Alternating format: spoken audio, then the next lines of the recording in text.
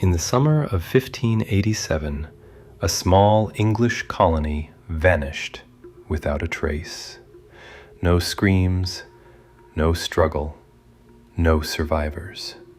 Only a single word carved into a wooden post: CROATOAN.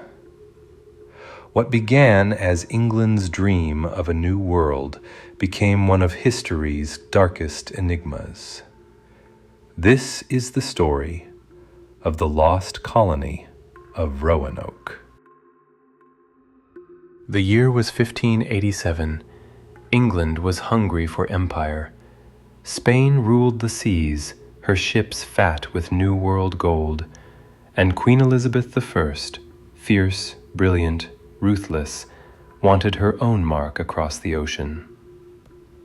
She granted a charter to a dreamer named John White, not a soldier, not a conqueror, but a painter, a man who saw the world in colors instead of blood. He believed that families, not armies, would build England's future, so he gathered 115 souls, men, women, children, and set sail for a strip of wild land across the Atlantic.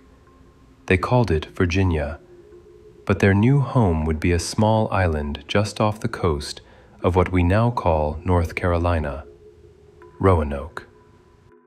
From the first moment they stepped ashore, the place felt alive. Pine trees whispered even when there was no wind. The air smelled of salt and rot. The locals watched from the tree line, their faces painted, silent.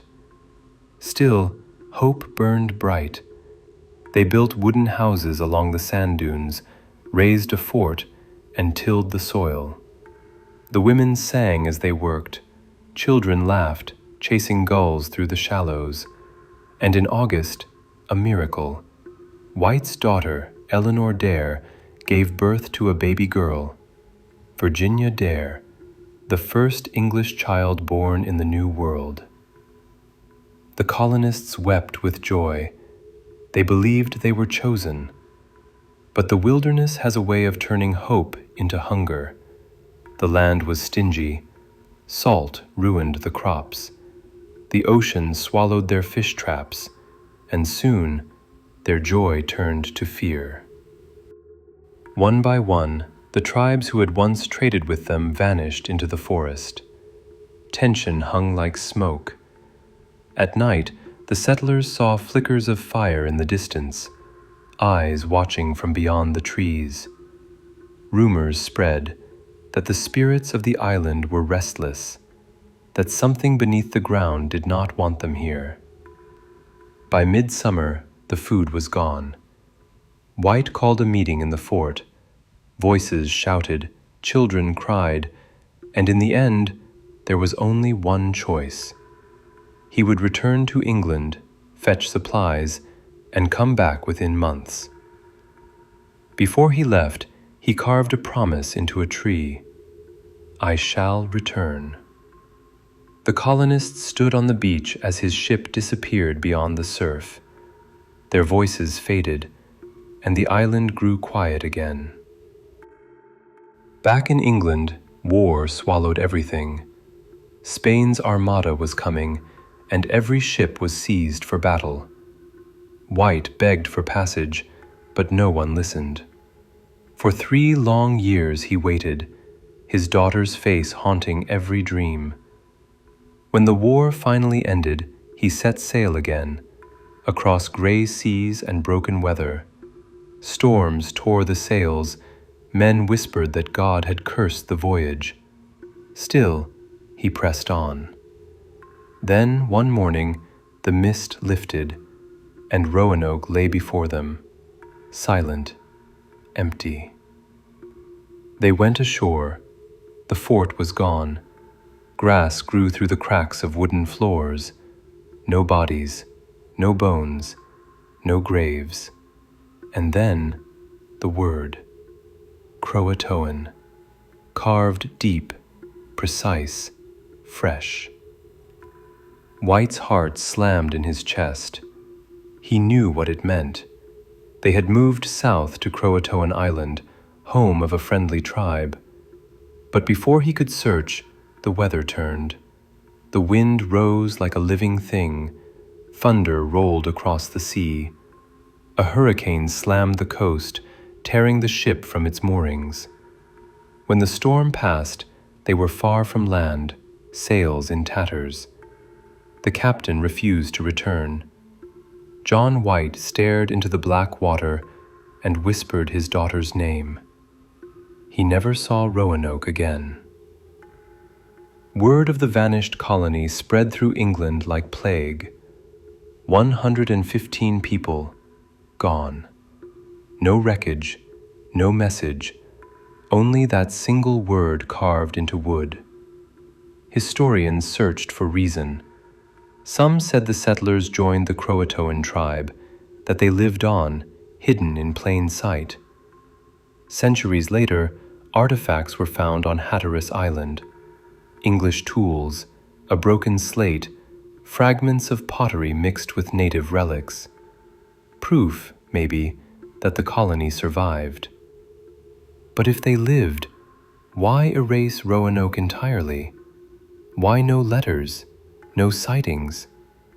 Others believed they were slaughtered, yet the island showed no battle, no fire, no grave. Another theory, they built rafts, tried to sail north, only to vanish at sea. But the ocean remembers nothing. Then came the darker stories, whispers that the island itself had taken them, that it was cursed long before the English arrived, a sacred place guarded by something old and unseen. The CROATOAN spoke of the Watcher, a spirit that punished those who disturbed the land. They warned the settlers, but the settlers didn't listen.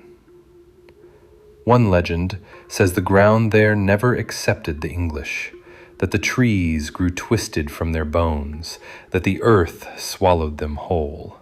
Another tells of lights seen moving through the forest, and voices, half human, half wind, calling out from the water. By the next century, sailors called Roanoke the Island of Bones. Even animals avoided it, and those who camped there said they felt watched, the kind of watched that crawls under your skin. Still, some refused to believe in curses. They searched for answers, and in 1937 they thought they found one. A farmer in North Carolina uncovered a heavy stone covered in carvings. The words claimed to be from Eleanor Dare herself. It told of hunger, of death, of her daughter's grave, and ended with a plea, "Father, come quickly." The world exploded with excitement. The Dare Stone was hailed as the last message from the lost colony. But then, more stones appeared. Too many, too perfect, and soon they were exposed as fakes. The mystery sank back into silence. Queen Elizabeth I, the Virgin Queen, had dreamed of planting England's name across the world. Roanoke was meant to be her legacy, her foothold in the New World. Instead, it became her ghost story. For centuries, explorers and scholars tried to find the truth. They scoured the Carolina coast, the islands, the rivers, but the land refused to speak. Still, small fragments surfaced. On Hatteras Island, once known as CROATOAN, archaeologists found English tools, copper pendants, gun flints, and shards of pottery buried deep in native ground. Evidence, maybe, that some survived. But if they did, where did they go? Then came another clue, hidden in plain sight. In the early 2000s, researchers examined one of John White's surviving maps, a hand-drawn chart of the Carolina coast. Under a patch of paper, they found something strange. A small blue symbol, a square with 4 points. It looked like a fort, a secret mark, maybe one he meant to hide. It lay far inland, near the CROATOAN River, miles from Roanoke Island. And years later, when archaeologists dug there, they found English artifacts buried deep below the surface. They called it Site X.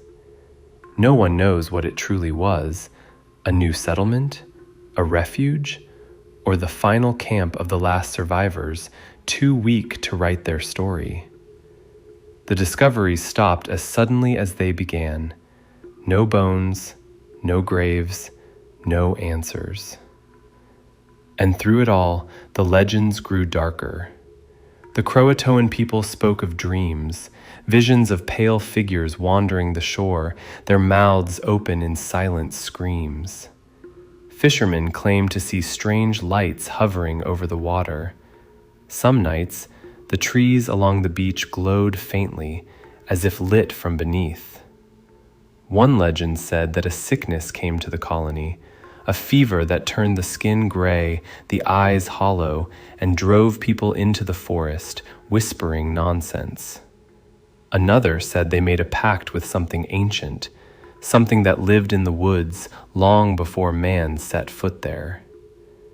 Whether it was desperation or madness, no one knows.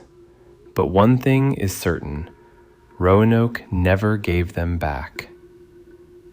In the centuries that followed, the name CROATOAN began to appear in strange places.